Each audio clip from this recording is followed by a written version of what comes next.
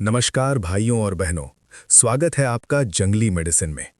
आज की जानकारी बहुत ध्यान से सुनिए, क्योंकि आज हम जिस वनस्पति की बात करने जा रहे हैं उसे ज्यादातर लोग सिर्फ एक सजावटी पौधा समझते हैं। घरों की छतों पर, खेतों के किनारे, नालियों के पास और खाली जमीन पर उगने वाला ये पौधा दिखने में भले ही साधारण लगे, लेकिन आयुर्वेद में इसका स्थान किसी औषधि से कम नहीं है।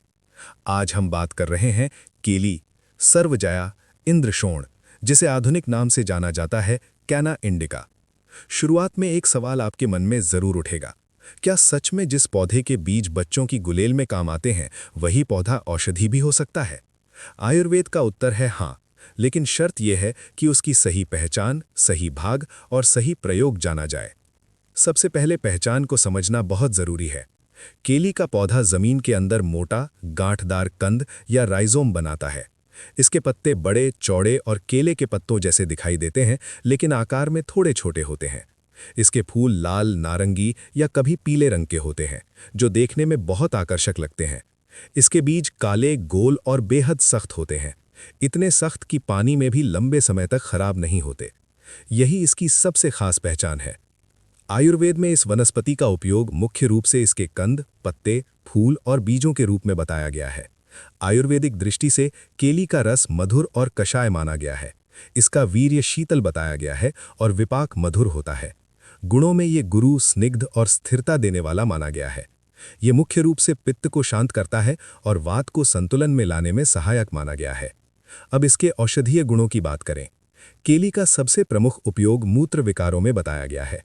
जिन लोगों को बार बार पेशाब में जलन, मूत्र में रुकावट या मूत्राशय से जुड़ी समस्याएं रहती हैं, उनके लिए आयुर्वेद में इसके कंद के काढ़े का उल्लेख मिलता है। इसका शीतल प्रभाव मूत्र मार्ग की जलन को शांत करता है। अब एक बहुत महत्वपूर्ण और कम बताया जाने वाला प्रयोग जान लीजिए, जो विशेष रूप से मूत्राशय की पथरी से जुड़ा है। ये प्रयोग आयुर्वेदिक लोक परंपरा में बताया जाता है और कई क्षेत्रों में वर्षों से किया जा रहा है। केली यानी कैना इंडिका की ताज़ी और साफ जड़ों को लेकर अच्छी तरह धो लें। इसके बाद इन्हें बारीक पीस लें। इस पीसी हुई जड़ में शुद्ध मिश्री मिलाकर सुबह खाली पेट सीमित मात्रा में सेवन करने की परंपरा बताई जाती है। आयुर्वेदिक मान्यता के अनुसार ये प्रयोग मूत्र मार्ग को शीतल करता है, मूत्र प्रवाह को सहज बनाता है और धीरे धीरे पथरी के कणों को ढीला कर बाहर निकालने में सहायक माना गया है। लोक अनुभवों में बताया जाता है कि नियमित और सही मात्रा में इस प्रयोग को करने से कुछ ही दिनों में पथरी से जुड़ी तकलीफों में राहत महसूस होने लगती है।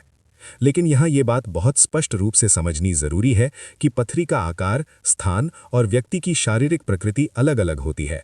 इसलिए इस प्रयोग को स्वयं प्रयोग करने से पहले किसी वैद्य आयुर्वेदिक चिकित्सक से परामर्श लेना अनिवार्य है। स्त्रियों के स्वास्थ्य में केली का विशेष स्थान बताया गया है।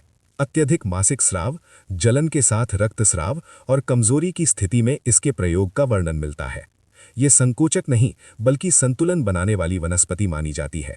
इसलिए इसका प्रयोग बहुत सोच समझकर बताया गया है। केली के पत्तों का बाहरी उपयोग भी बहुत पुराना है। सूजन, हल्की जलन, फोड़े फुंसी या त्वचा पर गर्मी के कारण हुई तकलीफ में इसके पत्तों को हल्का गर्म कर सेक करने का वर्णन मिलता है। इससे सूजन में आराम मिलने की बात कही गई है। इसके कंद को आयुर्वेद में पौष्टिक माना गया है। कुछ क्षेत्रों में परंपरागत रूप से इसे विशेष विधि से शोधन के बाद उपयोग में लिया जाता है। ये शरीर को ऊर्जा देने वाला, दुर्बलता में सहायक और धीरे धीरे बल बढ़ाने वाला माना गया है। लेकिन ये बात बहुत साफ है कि ये सामान्य सब्जी की तरह उपयोग के लिए नहीं है। केली के फूलों का उपयोग रक्त, पित्त और जलन की स्थितियों में बताया गया है। फूलों का काढ़ा या स्वरस शीतल प्रभाव देने वाला माना गया है।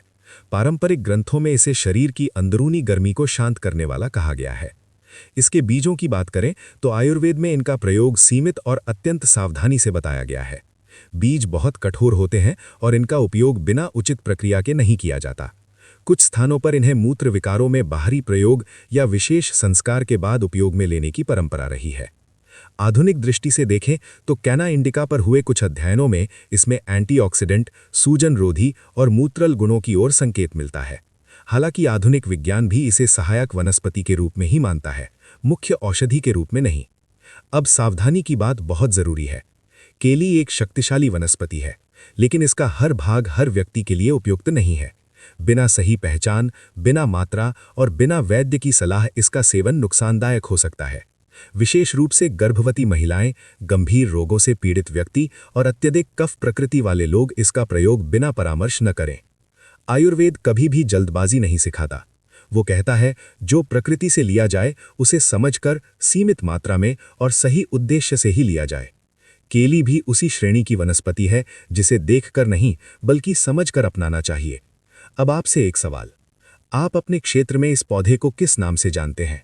क्या आपने इसके किसी पारंपरिक प्रयोग को देखा या सुना है? कमेंट करके जरूर बताइए ताकि ये प्राचीन ज्ञान आगे बढ़ सके। कोई जड़ी बूटी, दवा या पौधा नहीं मिल रहा है तो आप उसे ऑनलाइन खरीद सकते हैं। वीडियो का डिस्क्रिप्शन चेक करें। याद रहे, हो सकता है कि आप इस वनस्पति को सही से न पहचान पाए हों या प्रयोग करने में कोई गलती कर दें। इसलिए इसका उपयोग करने से पहले किसी वैद्य आयुर्वेदिक चिकित्सक से परामर्श जरूर लें। ये जानकारी केवल आपके शैक्षणिक उद्देश्य के लिए दी गई है। उम्मीद करता हूं आज की जानकारी आपके लिए लाभकारी रही होगी। फिर मिलते हैं एक नई जानकारी के साथ नई वीडियो में। तब तक के लिए नमस्कार। जय आयुर्वेद।